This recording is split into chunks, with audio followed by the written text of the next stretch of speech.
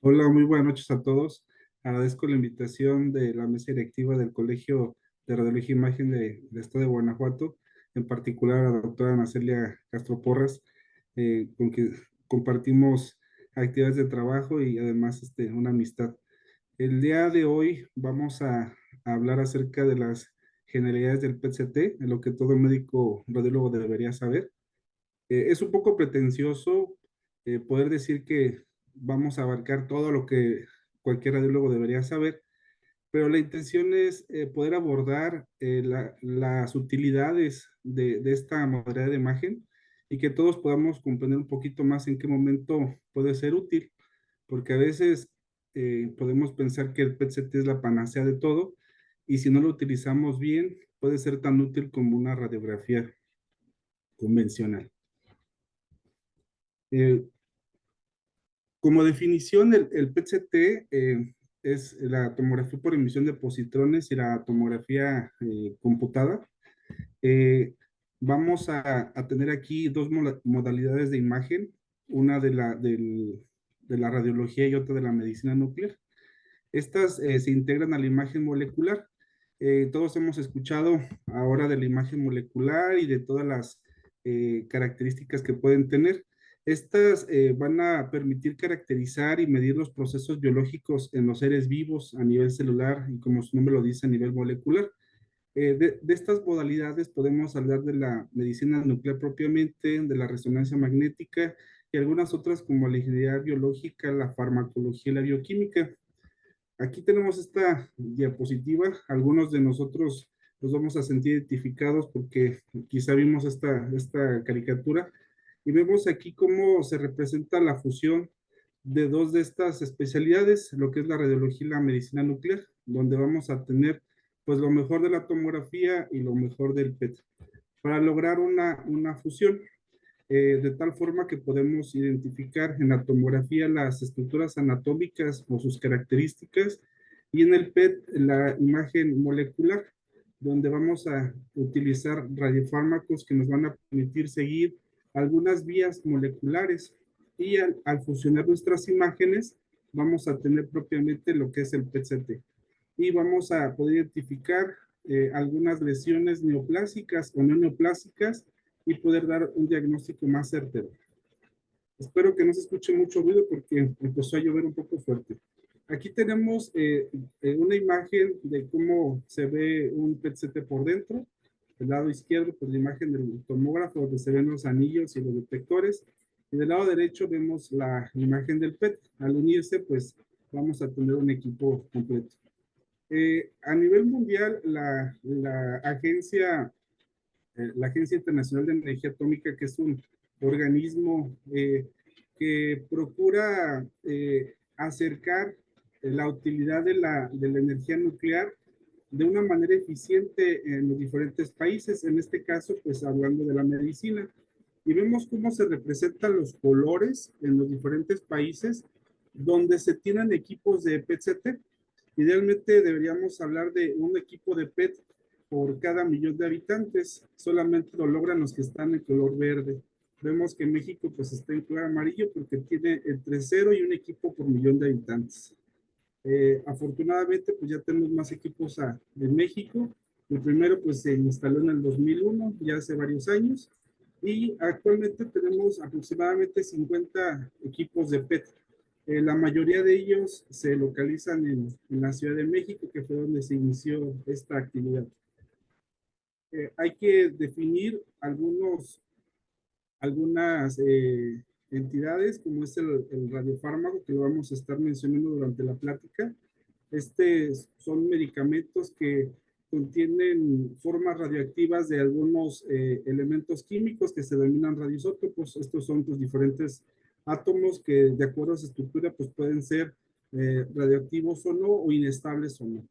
Y de acuerdo al tipo de radiación que estos emiten, nos van a permitir diagnosticar o dar tratamiento a algún paciente. De tal forma que pues, tenemos un radioisótopo radioactivo, lo podemos unir a una molécula, en este caso una sustancia que va a seguir alguna ruta metabólica en el cuerpo y se va a fijar a través de una proteína o algunos transportadores de membrana a la célula que esté afectada. Lo que vamos a identificar en la imagen de PET es propiamente el isótopo radiactivo, no la molécula portadora. Existen tres tipos de radiaciones, no quiero entrar tanto en esto, son las partículas alfa. Estas son altamente dañinas, realmente no las utilizamos como fines médicos. Aquí está el radio 223. Y algunas otras como son las partículas beta, donde sí van a ser útiles para el diagnóstico en los equipos de PET, y las partículas gamma que se utilizan en la medicina nuclear, en los gamagramas, como propiamente se dice, y en algunos tratamientos. Para los que no sepan cómo se producen estos radionúclidos, este es un equipo de un ciclotrón. Pues son equipos grandes que requieren instalaciones complejas con altos niveles de seguridad por el blindaje y por todos los demás elementos que se requieren. Hay diferentes tipos de ciclotrones de acuerdo a la energía que estos pueden emitir para producir diferentes radionúclidos. Estos se miden como megaelectronvolts y vamos a poder obtener diferentes radionúclidos de acuerdo al padecimiento o de acuerdo a lo que queramos realizar, ya sea en diagnóstico o incluso tratamiento. Aquí en México, realmente ahorita, en este momento hay pocos ciclotrones. Los hay en instituciones públicas y privadas. En las públicas, pues el más grande lo tiene el INCAN y también está uno en la UNAM, que fue el primero que hubo.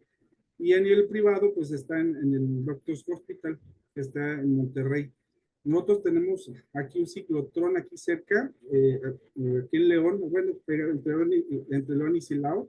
Es un ciclotrón, no es el más grande, pero alcanza a producir diferentes radiofármacos que lo vamos a ir abordando. Entonces, no los quiero aburrir con esta parte, pero es importante que más o menos sepamos cómo es el proceso. Adentro del ciclotrón, digamos que hay dos imanes gigantes que están uno arriba y otro abajo, y en medio hay unas placas que están delimitadas de color azul y de color morado. Estas placas van a alternar su voltaje negativo-positivo en altas velocidades, y cuando nosotros soltamos un protón, en este caso de hidrógeno, una molécula de hidrógeno, esta al cambiar el voltaje va a empezar a girar y tomar mucha velocidad. Después se suelta en un blanco. Este blanco va a tener diferentes moléculas. En este caso, para el FDG, que es la sustancia que nosotros más utilizamos o que es nuestro caballito de batalla, se va a soltar en un blanco que está cargado con oxígeno 15. En este caso va a ser agua que tiene esta partícula o este átomo de oxígeno 15, y al chocar va a producir flúor 18, que es la sustancia radioactiva o es el radionúclido que a nosotros nos va a ser de utilidad para poder unirlo con otra molécula. Se transporta a través de diferentes componentes en la radiofarmacia a los módulos de síntesis química, donde se une pues a la molécula que realmente sigue la ruta, o valga la redundancia, la ruta metabólica en el cuerpo, y después vamos a obtener diferentes radionúclidos.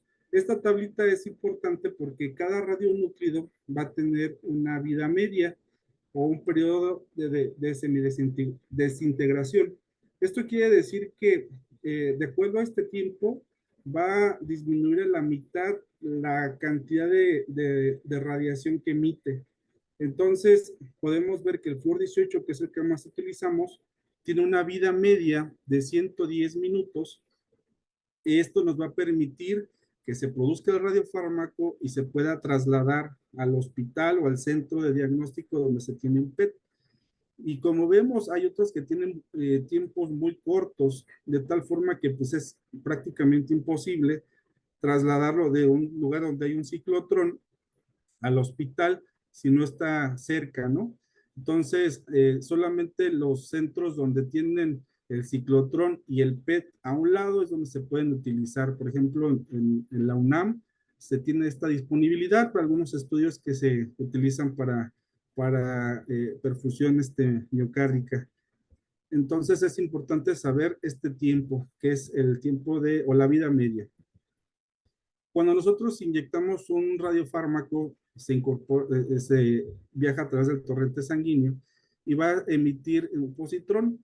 Este choca con los electrones que están en los órganos del cuerpo o en las células del cuerpo, y de aquí se van a desprender dos elementos o dos fotones. Estos fotones van a viajar en sentido contrario a 180 grados y van a llegar a los detectores que se encuentran en el equipo de PET. Estos son los detectores. Estos se componen de ortosilicato de lutecio, los más comunes o los que tenemos ahorita disponibles. Si se fijan, son pequeños y aquí es donde se van a depositar. Se transmiten y digo, ya el proceso pues ya es muy complejo para que nosotros podamos obtener una imagen. Este es un equipo de PET. Si se fijan, pues es idéntico pues a un equipo de tomografía. Aquí la única diferencia es que el largo del túnel es un poco, casi el doble de lo que es un equipo convencional, ya que la parte de adelante es el tomógrafo y la parte de atrás es el equipo de PET. Entonces, visualmente, pues son idénticos. Esta diapositiva me gusta mucho porque muestra todas las rutas metabólicas que hay en el cuerpo, pero pues nos vamos a centrar ahorita básicamente en una que es lo de FDG. No nos vamos a meter en todos los radiofármacos, pero es un poquito para a aprender cómo se comportan los radiofármacos en el cuerpo y cuál es el proceso que siguen. Aquí vamos a hablar del FDG. El FDG es un análogo de la glucosa. La diferencia es que en lugar de aquí tener en lugar de tener un carboxilo en el número 6 está el flúor 18. Entonces, cuando nosotros inyectamos el radiofármaco, viaja a la sangre, al ser un análogo a la glucosa, llega a la membrana celular y se transporta a través de los receptores GLUT que están pues, en todo el cuerpo. Estos receptores GLUT van a permitir que entre el FDG y se va a fosforilar mediante la glucosa 6-fosfato. Sin embargo, como no tiene este hidroxilo, no va a seguir la ruta del ciclo de Krebs y se va a quedar atrapado en el citoplasma y no se va a transportar hasta la mitocondria. Hay diferentes tipos de GLUT que les había comentado en el cuerpo. Los que están en mayor cantidad, pues es el GLUT1. Aquí les marco el GLUT4 porque este se activa por la insulina. Y aquí es importante tenerlo en cuenta porque hay que tener alguna preparación especial con los pacientes para evitar que estos GLUT se saturen y la concentración de radiofármaco se dé en el músculo o en el tejido adiposo. Es por eso importante tomar algunas precauciones en cuanto a los tiempos después de realizar alguna biopsia, alguna cirugía o radioterapia. Esto va desde una semana en una biopsia con aguja, hasta cirugías o biopsias excisionales que son de 4 a 6 semanas. En la radioterapia se recomienda que sea de 6 a 8 semanas. Sin embargo, por ejemplo, si es una paciente, un ejemplo, una paciente con cáncer de mama, HER2 positivo y que tuvo metástasis eh, a cerebro y que se le da radioterapia a cerebro, pues realmente lo de menos es revisar el cerebro porque ya sabemos que ya hay metástasis y si se hace el PET en el resto del cuerpo, aquí pues no importa no tener este intervalo. Y en los pacientes que reciben quimioterapia, pues el intervalo va a ser entre 4 a 6 semanas hasta que alcancen el nadir. El proceso para realizar un PET en términos generales y previo a darle las indicaciones a los pacientes del ayuno de 6 a 8 horas en adultos y de 4 a 6 horas en niños, cuidar la glucosa plasmática que sea menor a 160 en ayuno, sobre todo en pacientes diabéticos y que no hayan tomado hipoglucemiantes por lo menos 4 horas antes de hacerse el estudio y que no se hayan aplicado insulina, sobre todo las que son intermedias. que vengan bien hidratados. Habitualmente les pedimos que se tomen 1 litro de agua antes de llegar al estudio, que no hayan hecho ejercicio por lo menos 48 horas antes, que no hayan tenido actividad física, y esto incluyendo la sexual, que no se vengan caminando, porque nos ha pasado en muchos casos que el paciente se vino caminando las últimas 10 cuadras y pues es lo mismo. Y ya que llega al servicio, que se toma, que se firman los documentos, se da la información, se le inyecta el radiofármaco, se pasa a un cuarto de reposo donde debe estar tranquilo, sin estimulación cerebral. Esto quiere decir que se le quita el celular, se baja la luz, que se pone una luz tenue, e incluso se le acomoda el reposet para que el paciente se pueda dormir y no tenga estimulación cerebral. Pasa 1 hora, que es el tiempo de biodistribución del FDG, y se le invita a que vaya a orinar por 2 razones. Una, porque como se elimina vía renal, la mayor concentración de la actividad metabólica pues, se da en la vejiga, y la otra es porque pues ya que se sube al estudio, es probable que le den ganas de orinar, que el estudio dura entre 45 minutos hasta 1 hora, dependiendo. Entonces, es muy probable que le den ganas de orinar a medio estudio, pues se tenga que cancelar, o que esté que hacer en 2 partes, que no es lo idóneo, o volver a empezar. Entonces, se adquiere el estudio, ya que se termina, pues se tiene que procesar para poder obtener la imagen que todos conocemos. Existen algunos factores que pueden determinar que el estudio salga mal, y esto es pues que no se tenga el ayuno, que no se dé la dosis correcta de acuerdo al peso y la talla del paciente, que no se le dé el adecuado tiempo de distribución, que en este caso dijimos que era de 1 hora, y si decimos, bueno, para meter 2 pacientes lo dejamos solamente media hora, nos va a salir un estudio de mala calidad. Si el estudio lo hacemos muy rápido, y si no cuidamos los artefactos que se pueden presentar. Aquí les voy a poner un ejemplo de una paciente que acudió con nosotros porque por un diagnóstico de un cáncer renal.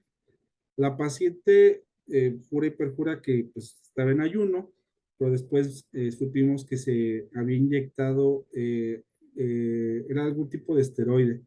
Entonces hicimos el estudio y pues vemos cómo la captación está en todos los músculos. Realmente este estudio pues no es útil para hacer un diagnóstico. La volvimos a citar y vemos cómo ahora sí se da una captación que estábamos esperando, donde el sitio donde hay más captaciones a nivel cerebral.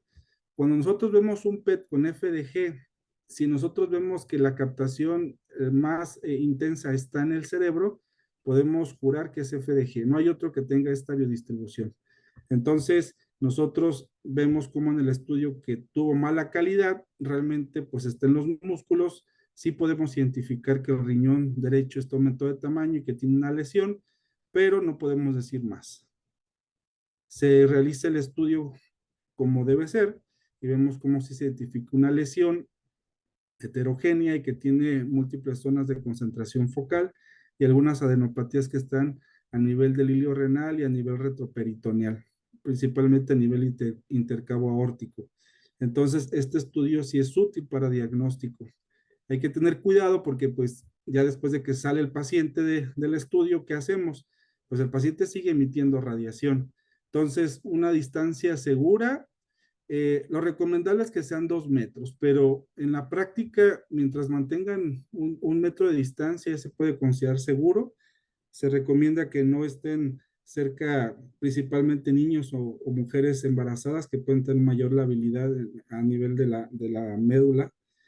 Pero en la práctica, pues realmente con 1 metro y por la cantidad de radiofármaco que actualmente se inyecta, es seguro viajar del sitio donde se hizo el estudio a la casa, y en la casa se les recomienda que estén un periodo de 6 a 8 horas con una distancia mínima de 2 metros para lograr que se disminuya la cantidad de actividad que emite el paciente. Entonces, son precauciones que hay que tener. Este método de estudio va a depender también de otros factores como es el grado metabólico del tumor. Cuando utilizamos FDG, a mayor grado de desdiferenciación, mayor grado de captación de la lesión. También depende de la localización donde se encuentre, porque luego a veces no es lo mismo estudiar un paciente con una lesión en tórax que en hueco pélvico. También depende del tamaño del tumor, esa parte ahorita la vamos a ver, de tal forma que la sensibilidad del PET-CT es muy buena, pero la especificidad no es tan buena, hablando con el FDG. Por eso debemos revisar a nuestro paciente para ver qué radiofármaco es el que vamos a utilizar de acuerdo a la patología que tiene. Y es más, ver si realmente requiere un PET o no, o si con una tomografía es suficiente.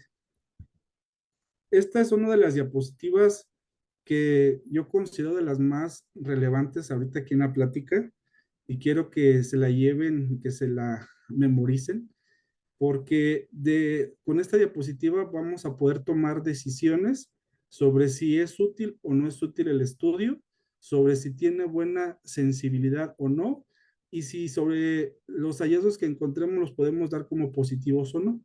En términos generales, la resolución espacial del PET es de 5 milímetros y de la tomografía es de 0.5. Hay equipos, obviamente, que te dan mejor resolución.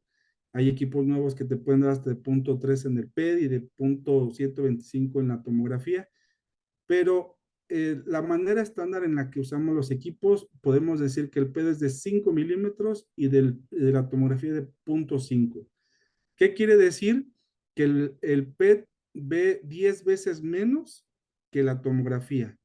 Hay ocasiones en las que podemos encontrar una lesión de 3 milímetros, pero como la resolución espacial del PET es de 5, es probable que no veamos actividad en esa lesión y no necesariamente que esas lesiones sean negativas. Muchos ejemplos podemos tener, por ejemplo, en pulmón, donde podemos tener micronódulos pulmonares y no sé, en un paciente con cáncer de tiroides y veamos que no tiene actividad y decimos, no, pues no tiene actividad, son negativos. Y no, realmente es por la resolución espacial que tenemos del PET.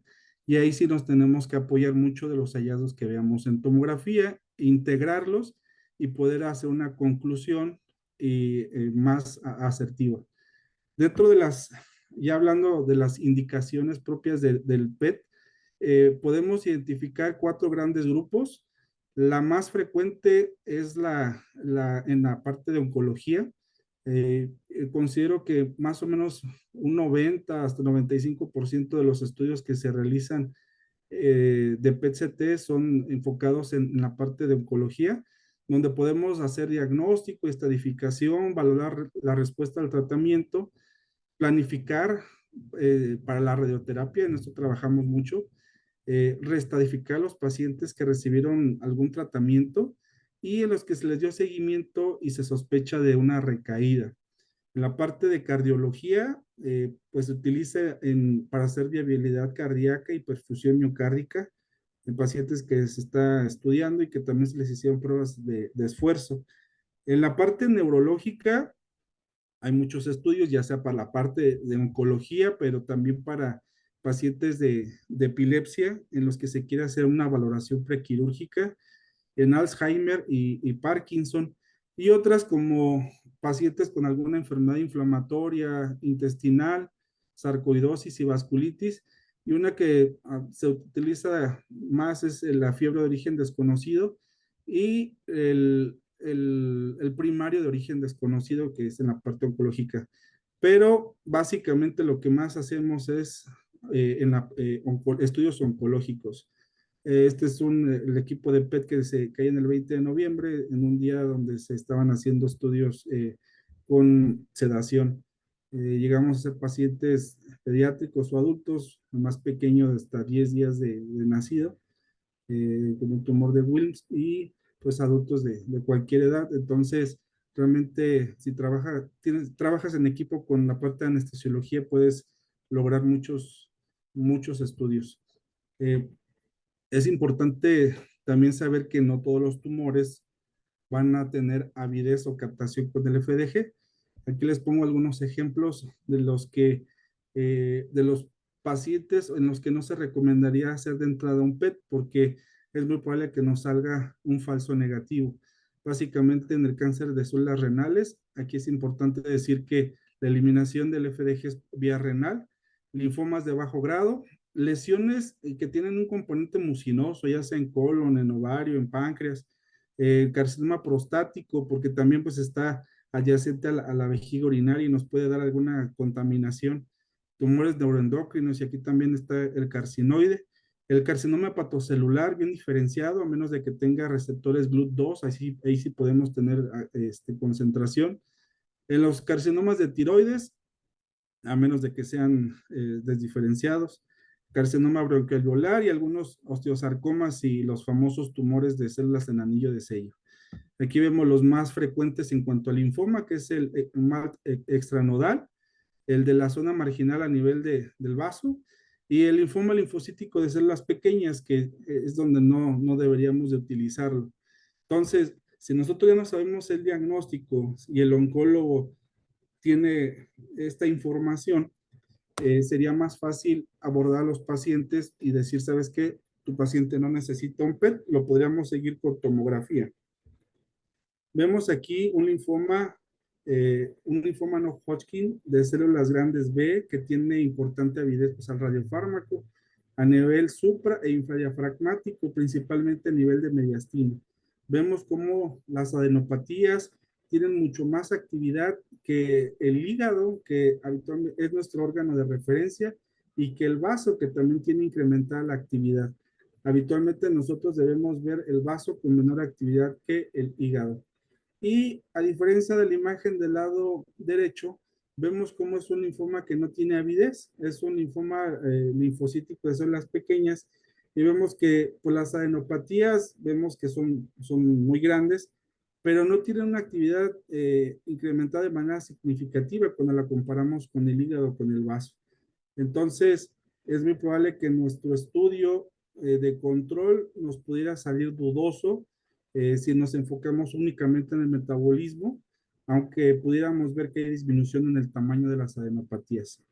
Cuando nosotros queremos valorar la concentración del radiofármaco, utilizamos el submax, que es el valor estandarizado de captación máximo, que es una valoración semicuantitativa donde nosotros tomamos en cuenta la cantidad del radiofármaco en megabecquerels por mililitro y la dividimos entre la dosis que realmente se inyectó por el peso del paciente. Y nos da un valor que debemos de tener cuidado y no utilizar los valores de manera absoluta, aunque queremos tener valores de corte para poder decir, ay, es positivo o es negativo. Y aquí les pongo algunos valores que se llegan a utilizar, pero yo realmente lo que les puedo decir es que debemos de tomar en cuenta la concentración que tiene nuestro órgano de base, que es el hígado, excepto cuando es un hígado enfermo, y la concentración vascular, que en este caso sería la aorta descendente. Para poder nosotros decir que encontramos alguna lesión sospechosa, primero tenemos que saber cómo se ve un estudio normal, y con base en esto podemos decir, ah, mira, si esto es normal, pues podemos saber que es anormal. En las primeras diapositivas les mencioné que el principal sitio donde hay captación es a nivel cerebral, entonces deberíamos de verlo pues en la corteza cerebral, y vemos también cómo los músculos extraoculares pueden tener una concentración difusa. También lo podemos identificar en el anillo de Valdeir y en las parótidas, principalmente en los pacientes pediátricos. Entonces debemos de tener cuidado, incluso en las alas de la nariz, sobre todo en los pacientes que llegan a tener melanoma o que reciban algún tratamiento. Podemos identificarlo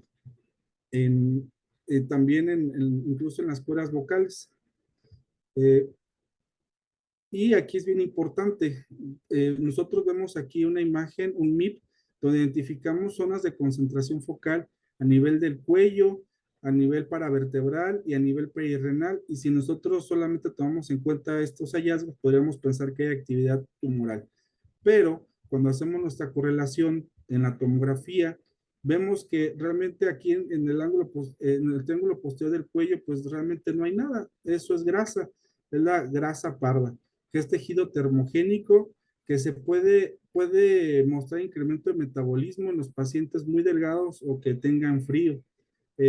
habitualmente o que estén con algún tratamiento, algún medicamento. Entonces vemos como a nivel del cuello, a nivel del tórax, que puede ser paravertebral o intercostal, o a nivel de las axilas, y a nivel del abdomen, a nivel de las fosas renales. En pacientes pediátricos podemos verlo en el mediastino, a nivel del timo, que es este tejido con forma de V invertida. Lo podemos ver en pacientes pediátricos o incluso hasta los 18 años, 20 años, pero después de esta edad ya no deberíamos ver el timo, a menos de que el paciente esté recibiendo algún tratamiento y que pueda tener alguna hiperplasia tímica secundaria a la quimioterapia. Podemos identificarlo en el tracto gastrointestinal, como es el esófago, el estómago de manera difusa y en los intestinos, ya sea en asas de delgado, pero principalmente en el colon. Entonces debemos tener cuidado para no dar como falsos positivos. Dijimos que se elimina por los riñones y se concentra básicamente en la vejiga urinaria, y también lo podemos identificar en las gónadas, ya sea testículos ovario, y en el endometrio, en pacientes que se encuentran en edad fértil, de tal forma que si es en una paciente posmenopáusica, pues esto no sería normal. En la médula ósea y en el vaso, lo podemos ver en los pacientes que estén con algún tratamiento de quimioterapia, alguna transfusión, esteroides, pero cuando lo hacemos en el diagnóstico, esto nos puede estar hablando de infiltración, sobre todo en los pacientes con linfoma o leucemia, aunque en la leucemia realmente no utilizamos el PET. Hablando de lesiones óseas, es importante decir que en general las lesiones que van a tener concentración del radiofármaco, hablando del FDG, van a ser las lesiones líticas o mixtas, eh, ya que eh, ya que las lesiones blásticas o escleróticas no lo van a tener. Vemos como a nivel de cervical, vemos lesiones blásticas que no tienen concentración, pero las que son mixtas o líticas, vemos como hay importante actividad metabólica. En los pacientes jóvenes podemos tener esta concentración de radiofármaco, pero realmente se encuentra en las fisis de crecimiento. Y algunas lesiones que pueden tener actividad metabólica, pero son benignas, pues son todas estas, ¿no? Incluso en procesos infecciosos como la osteomielitis. Este es un ejemplo de un paciente que tuvo un sarcoma de tejidos blandos, se le hizo una excisión y se le dio radioterapia.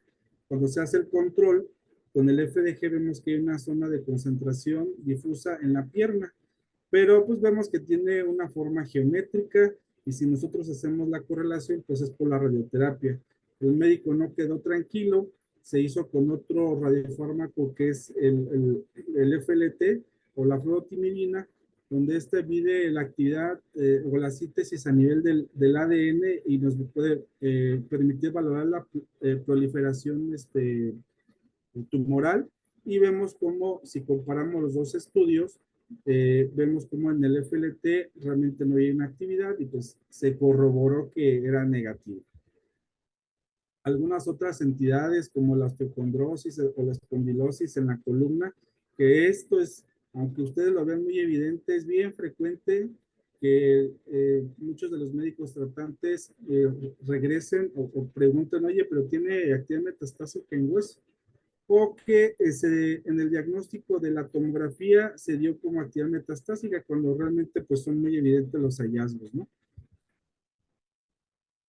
Hay algunos artefactos que tenemos que cuidar en el PET, sobre todo en la parte de tórax, ya que como son por la respiración, pues hay estructuras móviles y debemos de cuidar sobre todo a nivel de las bases, porque aunque se hace una corrección por atenuación entre el PET y la tomografía, hay ocasiones donde las bases no vemos esta concentración o en el borde hepático y tenemos que cuidar si realmente estamos viendo o no una lesión y hacer la correlación entre la tomografía y el PET.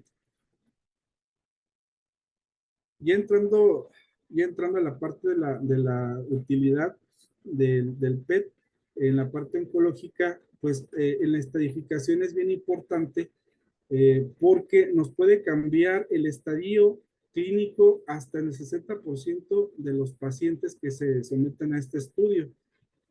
y puede alterar el régimen terapéutico hasta en 23%, de tal forma que hay pacientes que están infradiagnosticados o se les cambia el tratamiento porque pues realmente como cambia el estadio, pues se decide o no responde al tratamiento, se cambia la ruta.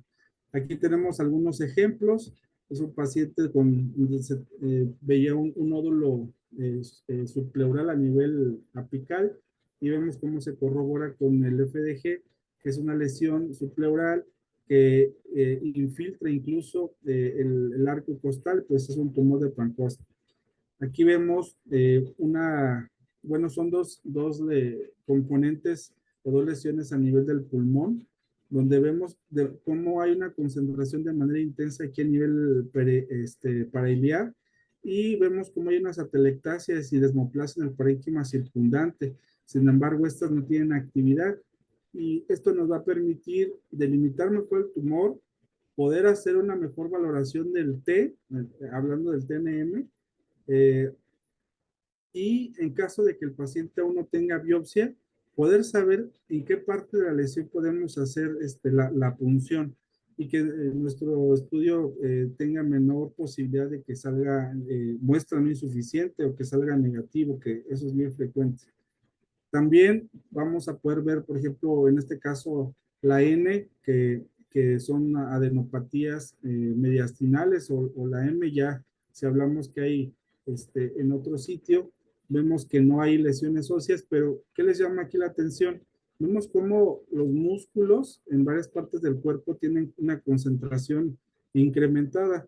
Esto nos traduce pues que el paciente no tenía una preparación idónea, pero aún así pudimos valorar la lesión pulmonar y las adenopatías cervicales y mediastinales. Vemos cómo es una lesión de hasta casi 6 centímetros con un submax de hasta 8 y vemos cómo las adenopatías tienen un comportamiento similar a la lesión diana. Otro ejemplo aquí es pues, una lesión que se encuentra en el conducto auditivo externo.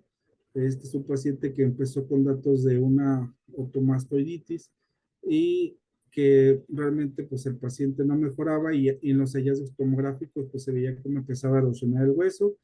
Se hace una biopsia y se corrobora pues que es un carcinoma epidermoide. El PET pues nos sirvió para poder estratificar el paciente y poder evaluar que había actividad metastásica a nivel mediastinal. Aquí vemos un ejemplo de un paciente que con cáncer urotelial se le pide FDG y realmente pues no podemos identificar ninguna lesión en la vejiga. Se decide volver a repetir el estudio con un radiofármaco que es el carbono 11 acetato, donde podemos identificar una lesión en la pared del lado izquierdo. Como no se elimina a nivel renal, pues no nos contamina la imagen con el resto de la orina que se encuentra dentro de la vejiga. Por eso es importante saber el diagnóstico para poder elegir el radiofármaco. Casi siempre te llega la solicitud y te dice, quiero PET con FDG y vámonos. Y es importante por eso ponerse en contacto con el paciente y decirle, ¿sabes qué? Yo te sugiero que pues, te esperes y sea con este otro radiofármaco. La cosa pues es que también puede variar el costo o la programación del estudio porque no todos los días se producen otros radiofármacos que no sea FDG. Aquí tenemos otro ejemplo de cuando se manda un paciente por un melanoma nasal, que vemos como a nivel valvular del lado derecho de la nariz, vemos como hay una lesión sólida que en el estudio con FDG no tuvo una concentración del radiofármaco. Se decide hacer con el galio 68 Dotanoc. Actualmente ya casi no se usa porque se produce de otra manera. Se tiene que tener un contenedor con un radioisótopo padre, que en este caso era el germanio 68, y de ahí se puede obtener galio 68. Pero aquí podemos ver cómo sí es sí muestra concentración de radiofármaco y nos permite hacer una mejor evaluación. Otra de las utilidades que tiene, pues, es la respuesta a la terapia, que digo, hablando pues aquí en el argot de radiología, pues todos lo hacemos basándonos con los criterios de RECIST, que es lo que se utiliza pues a nivel mundial, donde pues, tenemos cuatro categorías, básicamente, que es la respuesta completa, la respuesta parcial, la enfermedad estable y cuando hay una progresión de la enfermedad. Vemos cómo estos criterios pues han evolucionado a través de los años. Actualmente pues los que utilizamos son los criterios de RECIST y ya basándonos en esto pues se derivan muchos más, como son los de Choi para el GIST y los MRECIST y los de PERSIST, que estos son propiamente del PET. Estos no están bien homologados, todavía no se aceptan de manera, o se utilizan a veces de manera no ortodoxa, pero son bien útiles en la práctica, valorando pues, la cantidad o el porcentaje en la disminución o el aumento del submax, en este caso el subpeak, eh, y se valora también pues el tamaño de las lesiones las lesiones diana que obtenemos por los criterios de RECIST 1.1. Aquí tenemos un ejemplo de un paciente un paciente con linfoma no Hodgkin de células grandes B, que se manda para estadificación en el Instituto Nacional de Cancerología. Vemos cómo hay actividad, hay adenopatías suprainfradiafragmáticas con actividad voluminosa tanto en cuello como en retroperitoneo. Se hace un control a las 8 semanas, este es un PET de intervalo, y vemos cómo todavía hay algunas zonas de concentración a nivel del cuello y mediastino. A pesar de que vemos algunas zonas de concentración, hay una escala que es la escala de Duville, específicamente en el linfoma, donde de acuerdo a la concentración que tiene comparado con el hígado eh, y comparado con el mediastino, vamos a poder decir si es positivo o no. En este caso, como todavía se veían ganglios, pero tenían menor actividad que el hígado, aunque igual que el mediastino, esto se daba como negativo y ya el estudio final, al final del tratamiento, vemos cómo desaparecieron todos los ganglios. Entonces aquí se corrobora aquí se da una respuesta metabólica completa, es decir, que el metabolismo es el que nos orienta a dar ese diagnóstico y aquí vemos cómo ni anatómicamente ni metabólicamente hay esa actividad. Entonces, al médico, a los oncólogos, cuando ven este estudio, ellos dicen, ya la libramos, el paciente tuvo una excelente respuesta y ya sabemos por dónde vamos a seguir. Incluso aquí hay pacientes a los que ya no reciben tratamiento, hay otros médicos, depende de la escuela, y hay otros que no, y vemos como ya hay una respuesta completa por los dos métodos. Otro paciente con un adeno de pulmón desde el lado izquierdo, donde vemos esta lesión cavitada en el pulmón izquierdo a nivel de la língula y vemos cómo hay adenopatías mediastinales y lesiones óseas. Se hizo el diagnóstico en agosto del 2017 y después de 6 sesiones de quimioterapia, vemos cómo hubo una respuesta parcial. Aún seguimos viendo un poco de lesión y algunos ganglios. Entonces, se puede establecer, a pesar de que fue respuesta parcial, pues es respuesta. Entonces, significa que vamos por buen camino. Aquí se puede consolidar con radioterapia o seguir con la quimioterapia. Otro paciente donde vemos cómo hay una lesión pulmonar. En este caso, vemos cómo es una lesión predominantemente sólida, aunque tiene una zona de necrosis central y tiene atelectasia hacia el lóbulo superior. Pero vemos cómo en el estudio de control la lesión crece y a pesar de que tiene un componente necrótico importante, vemos cómo hay una lesión satélite y esto pues se traduce como progresión de la enfermedad. Hay algunos casos ahora que se está utilizando mucho la inmunoterapia, donde podemos ver pacientes que eh, en el diagnóstico solamente se identificó en algunas lesiones cutáneas en el hemitórax izquierdo y una lesión hepática. Se hace un control y vemos cómo, pues sí, las lesiones crecieron en todos los sitios y incluso hay adenopatías a nivel pélvico Y podríamos decir, pues sí hay una progresión, pero cuando se utiliza inmunoterapia, se tiene que dudar. Y aquí lo que se dice, o el término que se utiliza es que hay una progresión no confirmada, donde se le da como más chance al paciente. Sin embargo, pues vemos cómo en el siguiente estudio, a las 8 semanas, vemos cómo, pues, de manera significativa aumentó las lesiones y ya vemos cómo hay más en hueso, y la del hígado creció. Y al final vemos cómo puede haber una hiperprogresión, donde vemos de manera ominosa en todas las partes del cuerpo cómo hay lesiones. Esto a veces se da pues por el componente inmune, eh, que en estos casos pues nuestro cuerpo es el que nos ayudaría a responder al tratamiento, porque apagan algunas rutas de la moleculares, pero en este caso pues no funciona.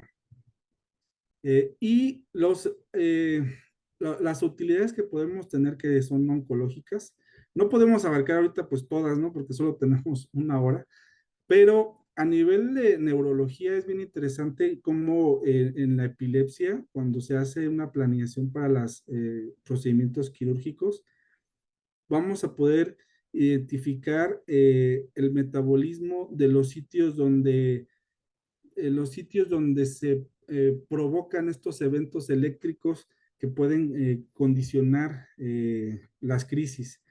Entonces, en las imágenes del lado izquierdo, podemos identificar una de las resonancias donde vemos una lesión hiperintensa, que en este caso se estaba estudiando si era alguna neoplasia, sí fue un glioma, y este era el foco epileptógeno.